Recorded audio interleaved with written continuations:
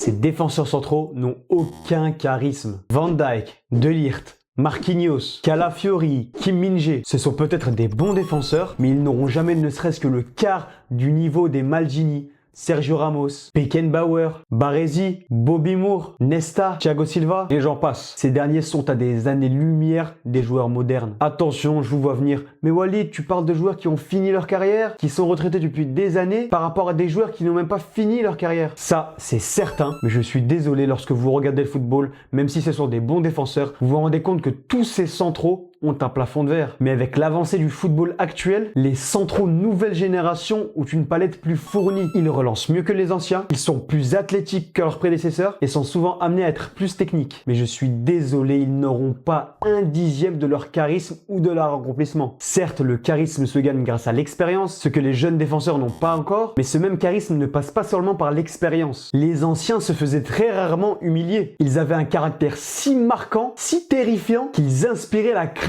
chez les attaquants adverses. Rendez-vous compte. Et peu importe leur âge, les plus jeunes d'entre vous se souviendront de Sergio Ramos et de Pepe. Enfin Pep, désolé. Lorsqu'ils étaient alignés sur le 11 de départ, l'équipe espagnole ou européenne qui devait les affronter tremblait déjà dans le couloir du stade. Tant ils étaient charismatiques, forts et sanguin. Aujourd'hui, qui aspire à la crainte chez les attaquants adverses? Van Dijk? Alors oui, peut-être en 2019, mais globalisons le constat. Dans un ancien TikTok, je disais qu'il y avait une pénurie d'attaquants, et c'est également le cas chez les défenseurs centraux. Et l'un des seuls qui, je pense, fera une très grande carrière, c'est William Saliba. Il me rappelle la propreté et la panoplie de qualité qu'avait Raphaël Varane, le tout avec plus de gabarit et de personnalité. Par contre, pour retrouver des défenseurs de la trempe de Ramos, Pep, Vidic, Ferdinand ou même Godin, il va falloir se lever de bonne heure. Aujourd'hui, ce sont les profils techniques, calmes et véloces qui sont privilégiés. Le football s'est clairement lissé et assagi comparé à avant. Enfin, à l'image de tous les postes dans le football, la qualité intrinsèque a baissé, mais la capacité à être complet et à avoir une palette plus fournie a augmenté. Il y a plus de joueurs polyvalents que de génies. Et maintenant, j'aimerais savoir si vous